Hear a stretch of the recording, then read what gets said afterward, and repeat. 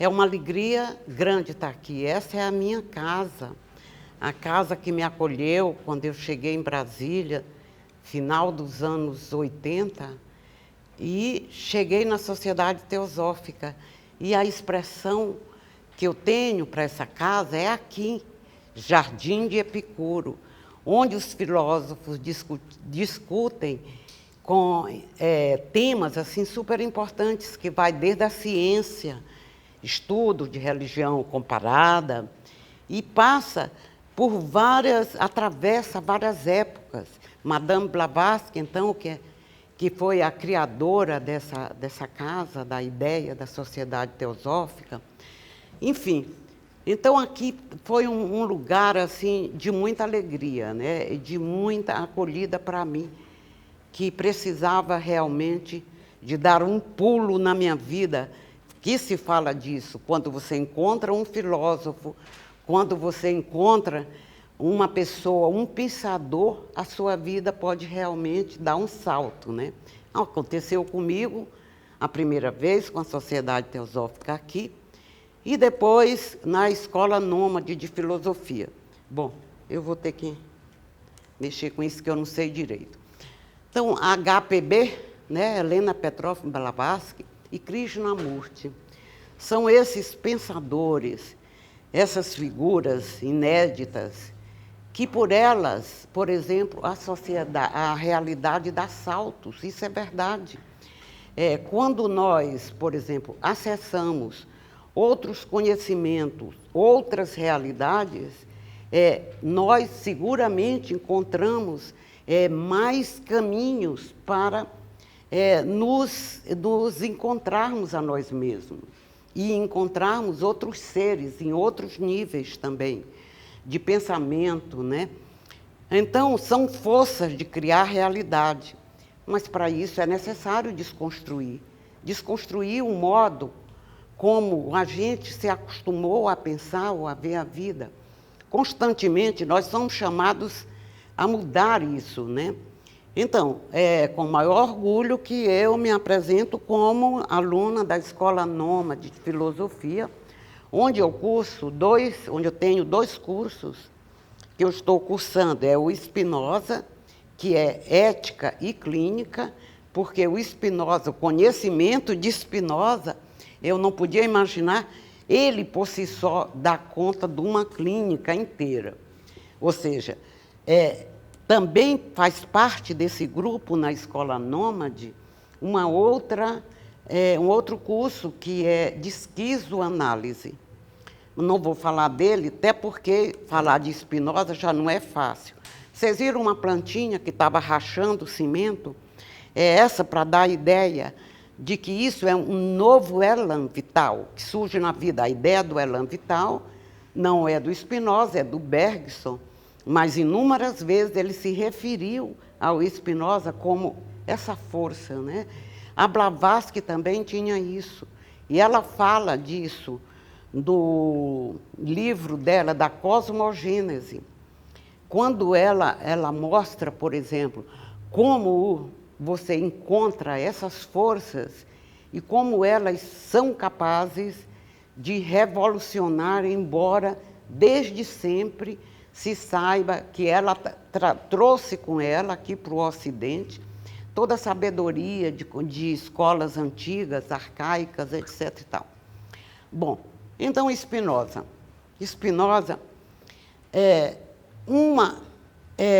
eu fiquei tentando imaginar como é que eu poderia dar uma ideia para vocês do que é Spinoza. Porque a definição de Spinoza, de Deus, ela por si só, ela desmonta muita coisa, né?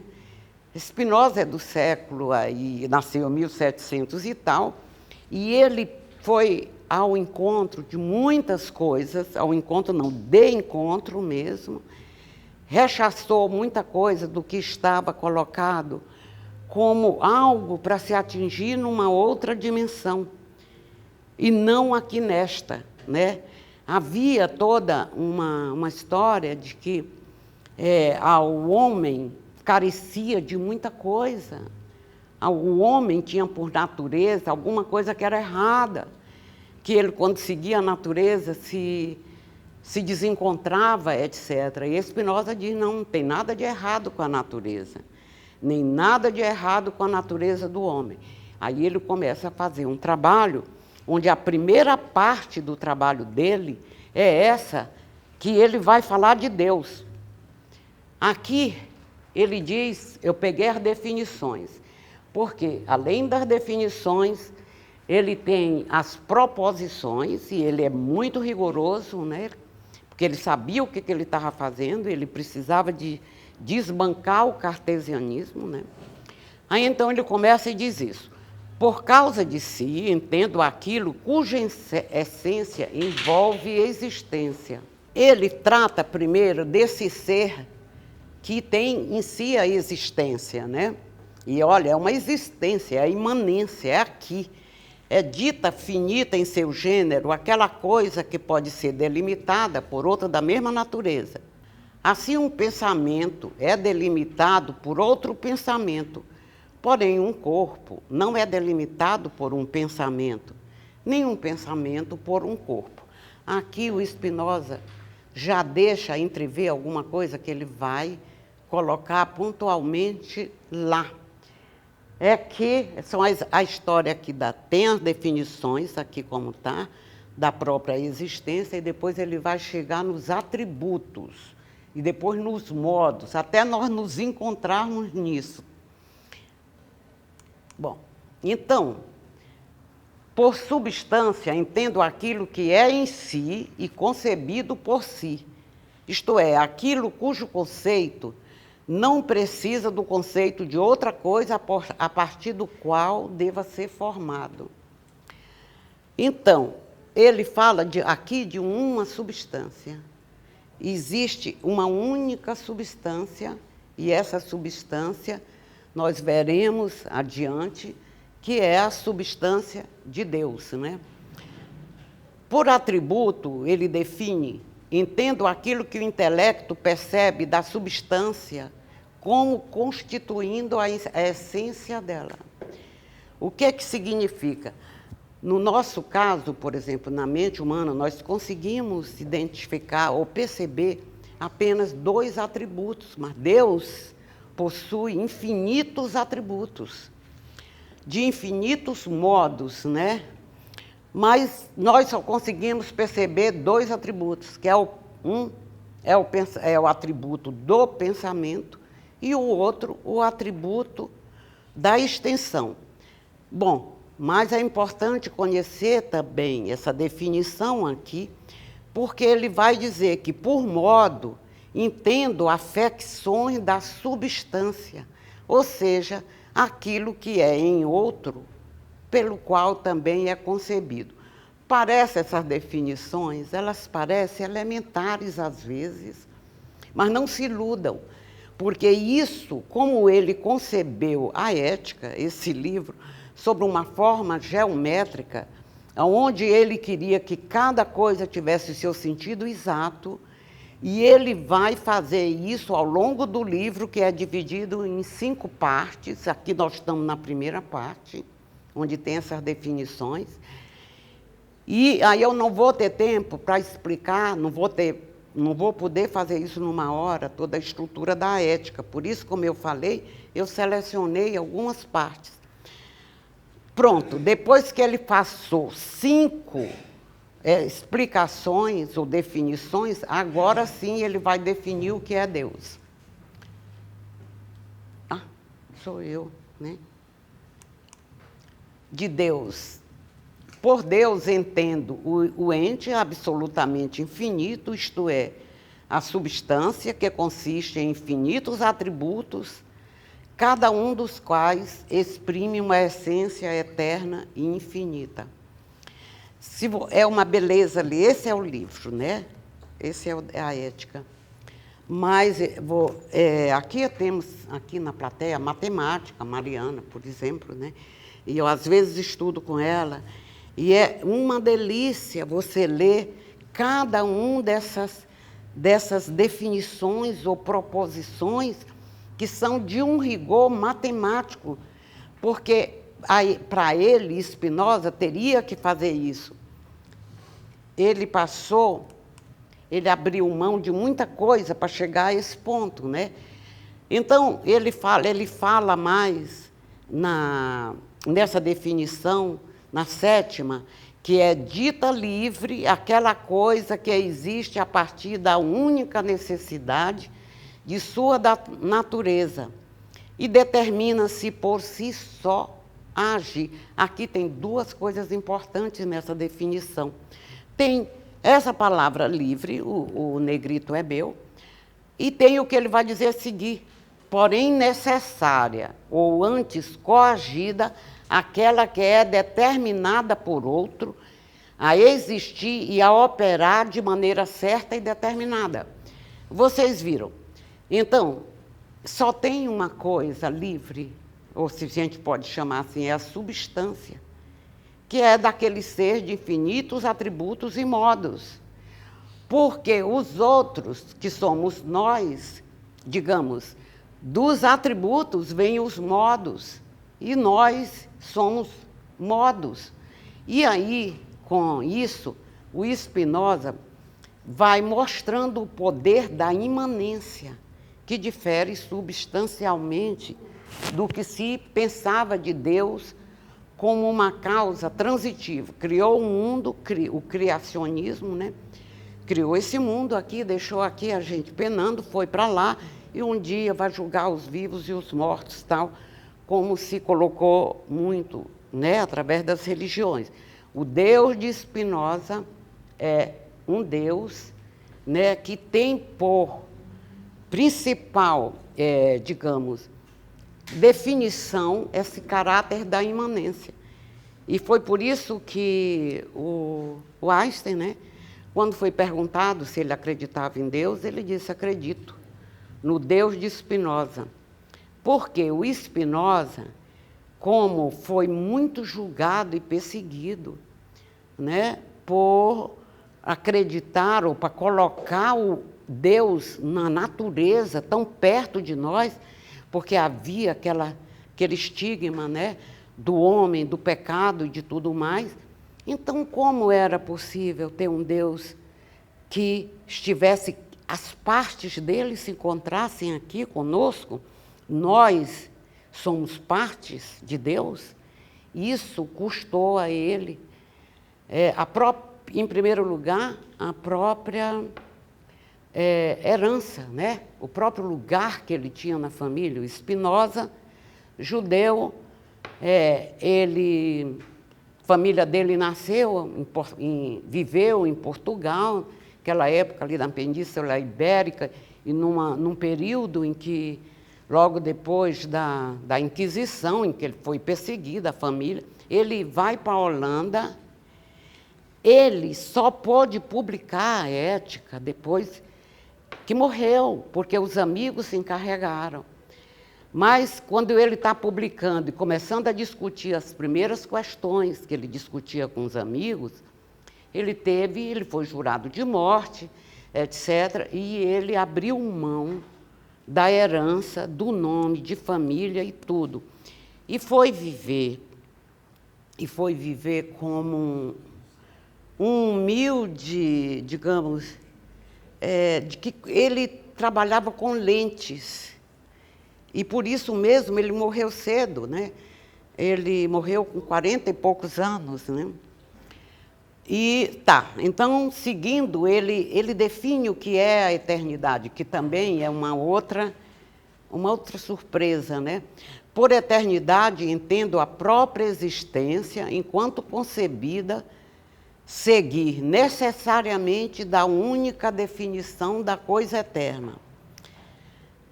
Tal existência, pois assim como uma essência de coisa, é concebida como verdade eterna, e por isso não pode ser explicada pela duração ou pelo tempo, ainda que se conceba a duração carecer de princípio e fim. Aqui há muita semelhança com o que a gente vê aqui também na ST. O que é o conceito de essência é aquele que é dado na existência. Então, sendo isso, a existência ela não é eterna, nós todos sabemos, mas a eternidade ela é concebida seguindo necessariamente a definição da única definição da coisa eterna, que é a própria substância. Nós passaremos N vezes, né, nessa vida ou em outras, mas a eternidade, ela permanece. Em muitas coisas, no decorrer dessas partes do Spinoza, nós vamos encontrar que é como se houvesse um umbral de passagem e você entra, porque a definição dessas dimensões há uma dimensão virtual. O virtual é o que se manifesta no atual, na realidade da existência. Mas a realidade não é só a existência. A realidade, ela abrange o virtual, o que está em outras dimensões. Nós aqui na Sociedade Teosófica, nós trabalhamos um homem setenário em várias dimensões, né? Então, há muitas, eu não estudei isso aqui para fazer as comparações exatas. Está na minha agenda fazer isso, mas provavelmente só vou poder fazer quando chegar ao fim da ética que está previsto para o ano que vem, porque cada parte dela você examina assim cuidadosamente, não é uma coisa para se ler, leu e entendeu. E não se surpreendam também com o seguinte, o conceito não é o mais importante. Importante é o que vocês conseguem ficar na mente de vocês por algum tempo. Porque com frequência a gente ouve, por exemplo, o Luiz Fugante dizer, quem pensa em nós? Aí que nós vamos vendo partes por partes da ética para chegar a esse conhecimento. Então, Deus, essa uma única substância para infinitos atributos, tendo os modos que são parte dessa substância imanente à própria essência, parte de Deus atuando imediatamente na existência que não se separa da causa. Então, Deus não está em outro lugar, Deus está aqui e nós somos partes dele. Spinoza, por essa razão, foi visto como um panteísta, um ateu. Ele combate o Deus pessoal, o Deus antropomórfico e antropológico das religiões cristãs, judaicas e islâmicas. E aqui tem uma parte que eu acho interessante, que ele está, antes de fazer a ética, ele fez o tratado intelectual da emenda, o tratado da emenda sobre o intelecto. Ele dizia, ele se perguntava naquela época, que ele dizia, valeria a pena você deixar o certo pelo duvidoso? Algo assim, estou traduzindo com minhas palavras. Por quê? Porque ele sabia que o caminho que ele tinha que fazer, ele ia ter que derrubar muita coisa, e ele já tinha prestígio, ele tinha honra, ele tinha uma série de coisas, mas ele disse, se você tivesse que investigar algo que você sabe que mesmo não tendo certo, por que o certo? Ele não sabia se ele ia conseguir chegar até o final para propor o que ele queria. O Spinoza, ele acreditava essencialmente na liberdade do homem. Ele não via o homem como uma pessoa que fosse, por exemplo, viver a eterna mácula do seu pecado. Mas ele acreditava no que o homem poderia conquistar. A liberdade deveria ser conquistada. E aí é que ele vai mostrando, se vocês Um dia se deram o trabalho de ler a Ética, aqui tem uma coisa importante que eu acho, que é que ela traz um modo de vida. Não é alguma coisa que você lê e ponha assim, né, para depois. Você começa a ver tudo em você, né? Então, isso é que ele falou, investigar se existia algo que fosse um bem verdadeiro e capaz de comunicar-se, e de tal natureza que, por si só, afetar o ânimo. Isso aí era a forma como você se deixa afetar pelas situações que você vive, a capacidade de estar em contato e de fazer variadas composições é que faz a diferença. Então, aqui é o que ele diz: se existia algo que achado e adquirido me desse para sempre o gozo de uma alegria contínua e suprema. Aqui o Spinoza faz a declaração dele que ele não quer ser um simples filósofo ou um filósofo de Estado empregado numa escola dando aula. Ele quer conquistar a liberdade, e isso é o que nós conhecemos nas tradições de religião, sabedoria, como a conquista dos mestres, a conquista dos arates, a conquista do homem que vence mesmo as suas condições e consegue a iluminação. Aqui também, na Sociedade Teosófica, se estuda budismo, se estuda os Yoga Sutras de Patanjali, uma série de outros sistemas que eu acho que tem muita semelhança com algo que ele também descobre. A diferença é que nós, para podermos ter uma mente que pense como os orientais, nós levamos milênios, muitas e muitas vidas, né? Os orientais já têm essa mente. Mas aqui está um filósofo, no Ocidente, que cria uma filosofia, um modo de ser e viver, que, através do qual você, se estudando, pode chegar a uma situação de iluminação. Então, essa é a estrutura da Ética de Spinoza. Ela foi publicada em latim, ela foi escrita em latim, e aqui eu tenho a tradução em português, aqui é do grupo da Marilena Chauí, é uma boa tradução, né, da EDUSP, mas ela foi publicada em obra póstuma pelos seus amigos, como eu falei antes. Ela é demonstrada em ordem geométrica e dividida em 5 partes que são articuladas entre si.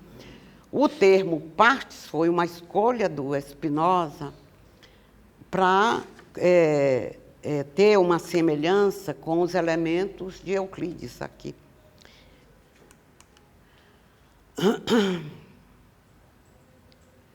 Então, a ética, tal como Spinoza desenvolve, eu falei disso, na verdade esta obra não é mais do que a descrição ou prescrição, quero ressaltar isso, do longo e árduo percurso do ser humano em busca da sua verdadeira liberdade, pois trata-se da passagem ou da superação a partir do conhecimento de um estado cotidiano de submissão às paixões ou de escravo das paixões, a um estado de felicidade contínua e suprema, ou seja, de beatitude. Não se iludam que ele não é beato. É que as expressões aqui utilizadas e que ele utiliza, por exemplo, beatitude é traduzida por contentamento. Todo mundo sabe que quem teve já uma experiência de samadhi, o que se sente é um estado de união com todo, não é? É um estado de contentamento, de satisfação. Enfim, isso que se aproxima do que ele denominou de beatitude. Durante tudo isso aqui, ele vai mostrar como se consegue. Então, a primeira parte é sobre Deus, ele trata dos princípios do conhecimento, afirmando como causa única e primeira. E aí é que segue-se que todos esses, os axiomas, as explicações, tudo que está contido em cada proposição é sumamente importante para você entender a parte 2. Mas eu não vou ter tempo de me deter em cada uma delas. Quero passar aqui para ver se eu chego a alguns exemplos que eu gostaria de falar. Então, o que é o modo que participa da potência de Deus? O modo, como eu falei antes, nós temos 2 modos, o pensamento e o modo da extensão. Nós 2 atributos, o do pensamento e o da extensão. No modo do pensamento, nós temos a ideia. No modo da extensão, nós temos nosso corpo.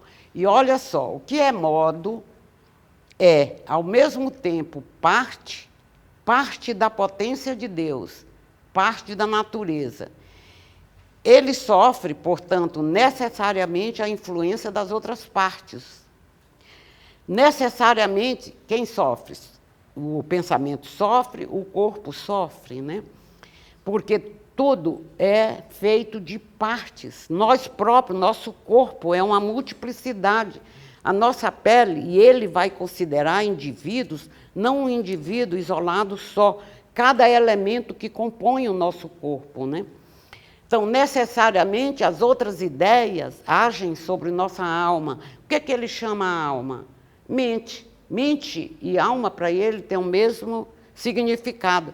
Assim como os outros corpos sobre o nosso corpo. Ou seja, há sempre essa relação. Aliás, o que é mostrado aqui com muita clareza, a gente pensa que, às vezes, a gente se vê isolado, né? Mas nada, em nenhum momento, está que não seja em contínua relação. O tempo todo, o nosso corpo, a nossa mente, o nosso ser, a nossa essência, continuamente se realimentando. Então,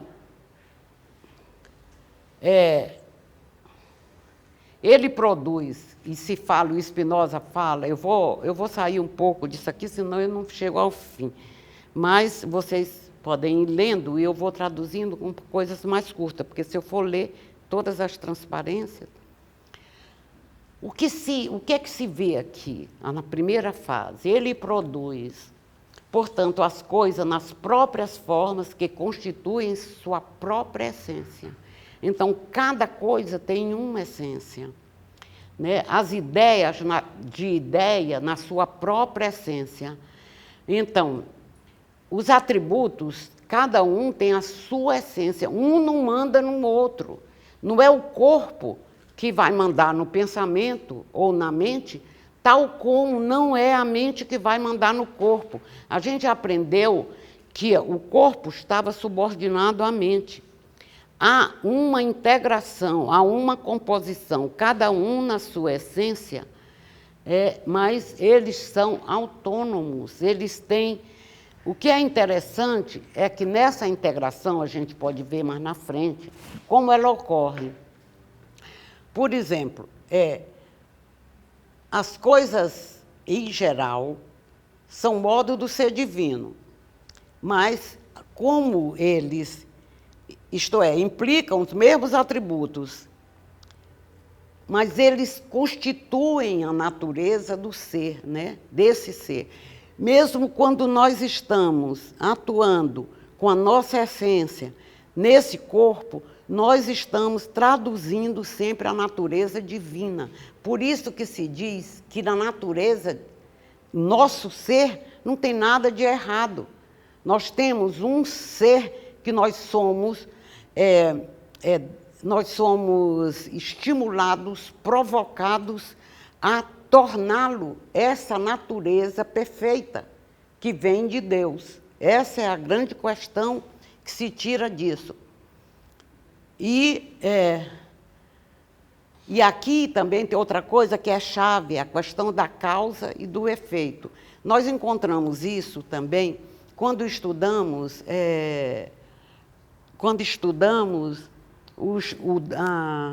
o karma, né? Nós se sabe, em tudo, nada existe sem causa, né?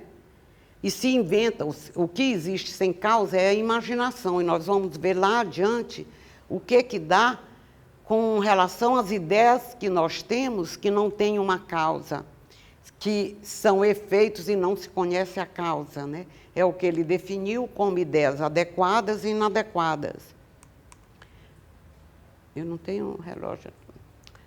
Então, chegamos na segunda parte, ele trata da natureza e da origem da mente. Essa ideia da mente está unida à mente da mesma maneira que a própria mente está unida ao corpo. Como é isso?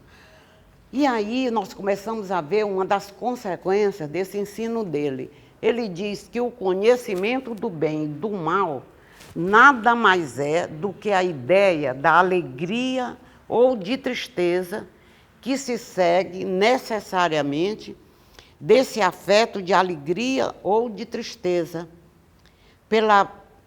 Ele define, ele coloca na proposição 22 da parte 2.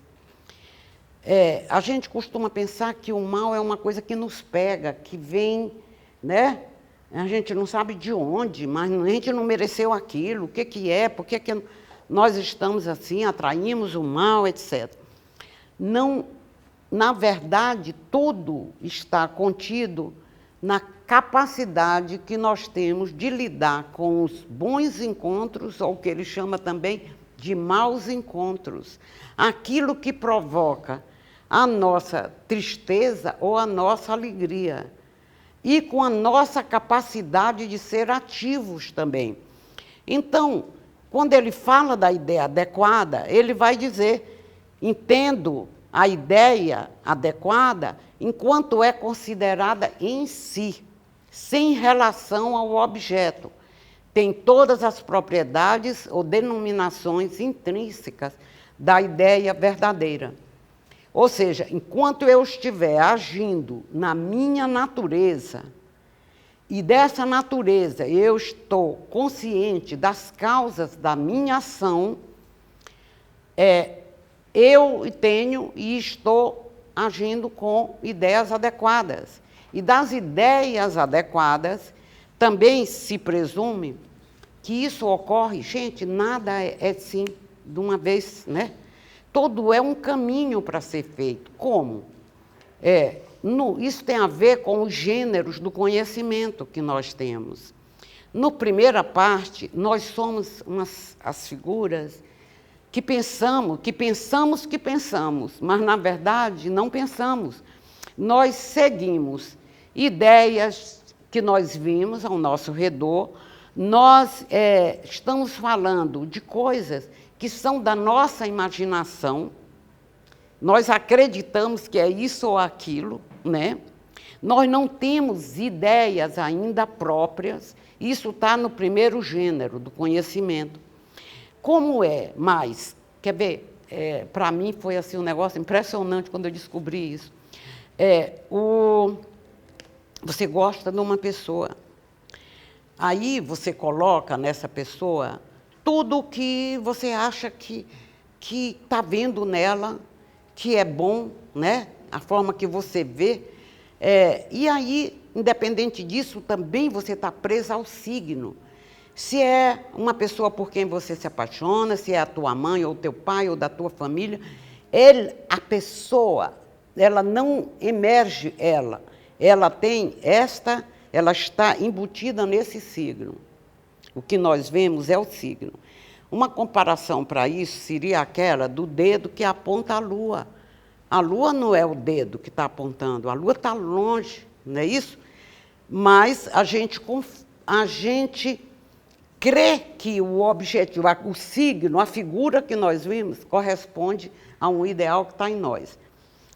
Mais adiante, nós vamos ver, por isso a ideia adequada, ele diz que a gente consegue a partir do segundo gênero. Quando você passa da segunda parte para a terceira parte, e eu só vou ficar nela até aqui, porque senão não vai dar tempo para dar para vocês discutirem comigo, ele vai falar dos afetos e das afecções. essa parte da mente, ela é interessantíssima, mas eu não tenho como ir mais adiante, assim, parte por parte, né? Porque a inadequada é aquela que eu falei, da ideia, né? Aquela que a gente está ligada a uma coisa que a gente quer que aconteça, que a pessoa seja daquela forma, né? Então, na terceira parte, que é essa, a da natureza e da origem das afecções, eu peguei aqui uma explicação, a 3, que diz o seguinte: nossa mente age em algumas coisas e padece outras, a saber, enquanto tem ideias adequadas, nesta medida, necessariamente, age em algumas coisas, e enquanto tem ideias inadequadas, nesta medida, necessariamente, padece outras. A primeira definição, a última, é dessa aí, a quem está padecendo, sofrendo. E a primeira das paixões alegres. As paixões alegres, elas têm duas características.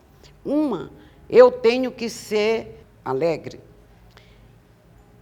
Mas se eu for ativo, não ficar esperando que o que me deixa alegre, como forma da minha paixão, é o que o outro me causou, que me fez, né, alegre, se for assim, eu vou estar sempre na paixão triste, com muito pouca chance de sair para as paixões alegres.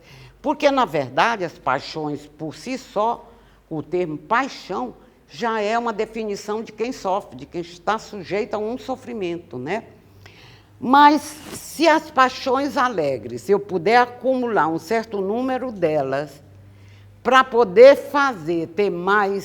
ser mais ativa, aí eu entro num outro circuito. E o que é interessante aqui é isso, né? Que você não pode se acomodar. Você não pode esperar que tudo venha por acaso, né? Porque o que nós vimos ali na definição de Deus é que ele era uma espécie de fábrica. Deus está se renovando constantemente através de nós. Nós somos os modos dele, né? A nossa capacidade de ser, de criar, de viver é que nós digamos, atualizamos Deus nesse mundo, né? Essa é a nossa... Então, aqui, afecções de uma segunda espécie não se trata mais do próprio corpo, mas do que acontece no corpo. Isso aqui é uma coisa meio complicada, mas para entender é o seguinte. Ele dá um exemplo, esse exemplo é do Spinoza. Ele diz o seguinte, que Pedro e Paulo são dois amigos. Então, o Paulo ficou cismado que o Pedro... encontrou com o Pedro não tratou ele legal, não estava mais muito disposto em relação a ele. E aí ele disse que alguma coisa tinha acontecido com Paulo. Ele disse para ele mesmo, né? Alguma coisa tinha acontecido com Pedro, que o Pedro estava mal, etc. Através de todas as explicações, proposições, e aí uma série de outras ferramentas que ele tem aqui para mostrar isso, ele vai mostrando que o que você vê e sente não é o que está na essência do outro, mas é o que está no seu corpo. Você ficou triste, você foi afetado pela atitude do seu amigo, que não lhe correspondeu, que não lhe fez alegre naquele momento, por alguma razão. E aí você acha que é ele? Não, você está olhando o seu corpo. Por quê? Porque a nossa mente, ela é a ideia do nosso corpo. Ela só consegue perceber o que está no nosso corpo, que são essas afecções. Bom, aqui também ele entra mais nos afetos. Eu vou seguir. Então, aqui chega na parte mais sofrida e dolorosa. Nós ainda não entramos nessa, né? Mas eu Eu acho que até mês de julho a gente chega aqui. Dizem que essa é terrível. Eu não entrei, nem vou poder falar para vocês. Mas posso dar aqui o gosto, ó. É onde ele mostra da servidão humana ou das forças dos afetos. O que nós somos capazes de fazer por afetos. Agora vamos entender que afetos é tudo que nos afeta. Por exemplo, raiva, ódio, né, amor, né, bem-estar, alegria, enfim, tudo isso faz parte desse sentimento. Isso deixa marcas. Eu fiquei impressionada quando eu vi isso a primeira vez, porque eu só me lembrei dos kleshas. Você estuda nos Yoga Sutras a história dos kleshas, como isso deixa marca no seu corpo, pois o Spinoza representa isso em vários lugares, dizendo dos corpos, as partes moles, as partes duras, como você imprime marcas, sofrimento, tudo o que seja. A ponto de, tem lugares, por exemplo, como é difícil quando ele fala da recordação, da lembrança, onde, por exemplo, uma pessoa que estava já não está mais nessa existência, que nos afetou tão profundamente, a marca dela no nosso corpo, cada vez que a gente olha, a gente vê aquela pessoa como se estivesse viva ao nosso lado. O que significa isso? Que nós vivemos o passado. Quando é que nós nos damos conta de quando é que nós estamos inteiros, no aqui e no agora? Né? É isso que você vê em Spinoza.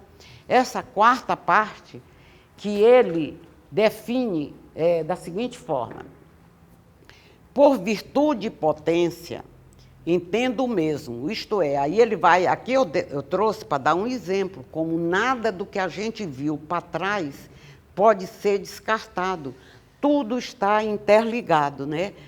Isto é, a proposição 7 da parte 3. Então, entendo o mesmo, né? A virtude, enquanto referida ao homem, é a própria essência ou natureza do homem. Nós temos a virtude em nós, na nossa essência. Então, nós podemos desenvolver essa virtude, nós podemos ser tudo que nós pensamos, e pensamos de bom para nós e para a humanidade e para os outros, né? Enquanto tem poder de fazer algumas coisas que só pelas leis de sua natureza podem ser entendidas. E aí a gente vai destrinchando peça por peça aqui, dessa estrutura que é riquíssima, né? E ele vai falar sobre a definição 8 da parte 4 da ética, que é a virtude, enquanto se refere ao homem, é a própria essência ou natureza do homem, enquanto tem o poder de fazer algumas coisas que só podem ser compreendidas pelas leis da própria natureza. Que a divisão entre a teoria e a prática é anulada. É o conhecimento do vínculo que me une de modo intemporal com a natureza e com tudo o que existe, que constitui a virtude suprema. Na parte 5ª, aí sim, nós chegamos à potência do entendimento, que ele também, entendimento é um sinônimo para ele de intelecto, ou da liberdade humana, a potência da razão. Se afastarmos uma comoção do ânimo ou afeto, do pensamento da causa externa e unirmos a outros pensamentos, então o amor ou o ódio, a causa externa, assim como as flutuações do ânimo que destes se originam, serão destruídas. O que significa isso?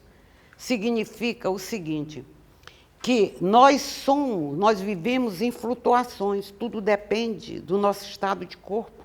Um dia nós estamos bem, outro dia nós estamos mal.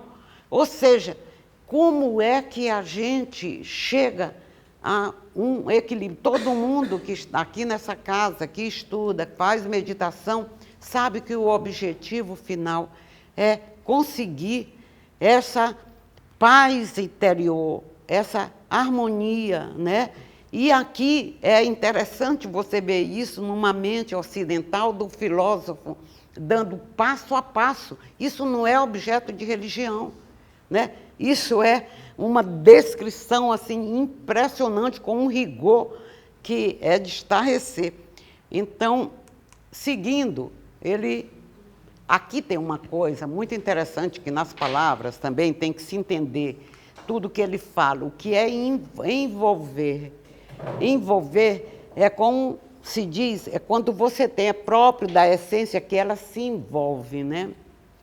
Então, a grande problema quando a gente estava falando, né, da ideia inadequada, é que ela é inexpressiva. Ela não se exprime nela mesmo. Eu falei antes como é difícil você perceber e ter um pensamento seu, um pensamento que surge, que é como se você tivesse... entendeu? Porque o tempo todo a sua cabeça, a sua mente está ocupada por coisas que são tagarelices e que você está mesmo vendo no outro, ou imaginando o outro, ou pensando assim, que não é pensamento. Por isso, aqui é o que ele diz. A ideia inadequada é isso, ela não tem expressão, ela não se garante por si, né? O problema do Spinoza é como chegaremos a ter as ideias adequadas. No segundo gênero do conhecimento, ele fala de uma coisa muito interessante, que é a noção do comum. A noção do comum, do comunal, dito, né, não é um sistema, não é uma ideologia, né? É o comum. O que é comum para mim? O que é comum a mim e a uma planta que está ali no jardim? É a vida, é o sol, nós não vivemos sem ele, é a água que nós não vivemos sem ela, é uma série de coisas. Quando é que nós percebemos que nós somos partes dessa vida, dessa existência, tal como concebida na mente, no intelecto divino? Como? Quando? Será que é quando a gente adoece, tem assim, que a gente pensa que não tem mais jeito, não tem mais recurso, não tem mais nada, que a gente vai se lembrar que a gente é parte da vida junto com outros seres, né? Isso é muito importante, daí que ele fala que quando a gente começa a ter ideias adequadas, é quando a gente tem esse sentimento em relação aos outros, né? O claro e o distinto tem a essência e a causa, a nossa essência com a essência do outro e a causa, né? Mas o que é bacana também de se ver, eu acho, é que a história das relações, tudo é uma relação, e a gente fica muito pouco atento para como se relaciona, porque nas relações é que nós mostramos essa capacidade nossa de quê? De fazer composições. Quando é que nós percebemos que mesmo tendo dinheiro, sendo belos, jovens, poderosos, nós não fazemos nada sozinhos? Nós temos que ter boas composições, e são desses encontros que geram as boas composições que nós podemos realmente ter essa clareza, né, das ideias adequadas. Então, já falei da ideia de Pedro, né? Vou passar adiante. Vamos ver se a gente chega em mais alguma coisa. Aqui é outra coisa, a nossa própria alma é uma ideia, é uma mente. Agora, esta alma se encontra com outra ideia. Adivinhem de quem? De Deus. Né? Se nós estamos no mesmo atributo de Deus, então, quando é que nós encontramos, na nossa alma, também se encontra com a ideia de Deus? Ele a possui, Deus possui essa capacidade de ser afetado por nós, né? Quando encontra a nossa ideia que tem vamos dizer, que está conjuntamente com a ideia de Deus. É outra coisa que a gente tem que pensar. Eu não vou poder explicar isso em detalhes para vocês, até porque eu não sei mesmo. Eu também estou buscando entender isso. E tem mais, muita coisa aqui, é o que eu falei. É coisa para a gente pensar e depois entender no nosso modo, no nosso jeito. E o que vai acontecer é que nós vamos ter vários e vários entendimentos.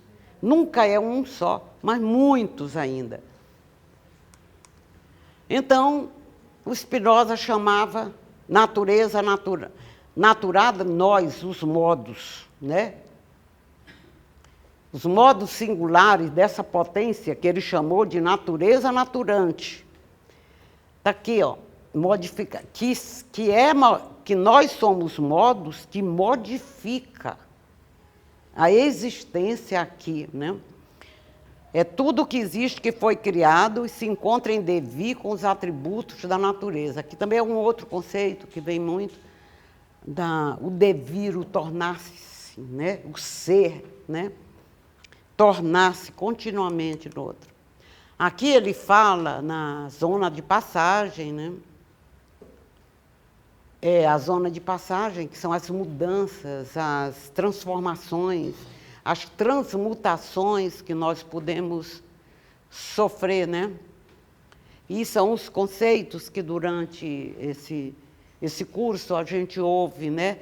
O Deus de Spinoza é uma fábrica de fabricar realidade de si mesma, produção de eternidades. Me lembra algumas vezes, eu acho que com a Ana Rita a gente chegou a ver algumas coisas do David Bohm, na teoria implícita, explícita. O David Bohm foi um físico aí, na segunda metade, aí, morreu aí pelos anos 90, mas ele propôs uma teoria, ele foi o criador da mecânica, da física quântica, né? Mas ele propôs uma teoria que era parecida com isso, como se o universo... A gente aqui estuda muito alguns conceitos do hinduísmo, onde você tem o universo que se manifesta, que são os manvantaras, e quando o universo está ativo, todas as forças, todas as energias, tudo está acontecendo no universo. E depois, esse mesmo universo que está em existência, em vida, ele se recolhe e é como se fosse, é o que dizem, que é como se fosse o fechar de olhos do Brahma. E aí, o que acontece? Nós temos o Pralaya. Longo período. Depois, associada a essa lembrança, o David Bohm chegou também a produzir uma teoria sobre a ordem implícita, explícita e superexplícita. O que eu achei importante disso era que a gente podia observar até que o que existiu num dado momento, né, que houve vida, o que teve, isso vai se juntar a uma ideia de eternidades que são outras e outras realidades, ou não outras, não, as mesmas realidades em múltiplos períodos de vida do universo da existência do homem. Como isso se coloca em detalhes, eu não saberia dizer, mas eu tenho essa ideia e vejo que aqui nos estudos e também no Deus de Spinoza se coloca dessa forma. Então, é a natureza naturante, né? Na zona de passagem, o absoluto, o incriado, a mesma definição do Brahma, né? Deus vivo no horizonte de eventos, natureza em variação de modos infinitos e eternos, potência em seidade, matéria e existência. Essa natureza naturante é o Deus de Spinoza. Então, por isso se diz, Spinoza foi visto como o mais materialista dos filósofos e, ao mesmo tempo, o mais espiritualista. Então, tem o que é a potência, a natureza naturante. E nós, o que somos? Somos graus de potência, graus da natureza naturante, somos a natureza naturada. Agora tem um detalhe, né? Graus. Nós temos a nossa essência e nós podemos fazer essa essência crescer, se modificar da forma, porque nós somos co-criadores de realidades. Nós somos os criadores de realidades. Então, daí a nossa responsabilidade, nós não somos coisa pouca, não, somos coisa muita. O que nós fazemos, os nossos atos, criam realidades. Há uma essência do modo e há uma existência, são duas coisas distintas. A essência é uma potência, é um grau de potência ou uma intensidade que se expressa numa relação só dela, absolutamente única. Agora, gente, eu vi isso aqui, intensidade. Vejam, é alguma coisa que a gente ouve muito nesse curso do Spinoza. Nós preenchemos nossa essência com intensidade. Nós não somos água morna. Nós buscamos com alegria, com elan, com criatividade, um modo, e modos e outros modos mais de viver, de forma que ou de maneira que nós possamos dar esse sentido à vida de uma beleza assim única. Aqui estão os artistas, aqui nessa sala tem artistas, né? E é assim, eu sei que eu sou uma pessoa bastante limitada, porque, na verdade, eu não sei fazer muita coisa, mas aqui, ó, tem o Paris, que é um artista de mão cheia, né? Um pintor com obras lindas, tem a Márcia lá no fundo, mas quem que eu posso reconhecer aqui, minha colega Sônia, que escreve muito bem, e outras pessoas. Então, tudo isso são coisas, Tereza, coisas que nós podemos aumentar e não só aumentar, mas dar um sentido realmente para este mundo belo, muito diferente do que fazer guerra, né, do que fazer essas coisas tristes, machucar os outros e estragar com a natureza, o meio ambiente. Nós somos isso, Deus é isso, gente, entendeu? Então, esse, para mim, é o grande valor da ética de Spinoza. Bom, eu gostaria de parar por aqui, porque eu acho que já falei demais, e acho bom ter participação, porque esse negócio de a gente ficar só falando sem ouvir, estou à disposição e quero ouvir vocês. Tá bom? Obrigada.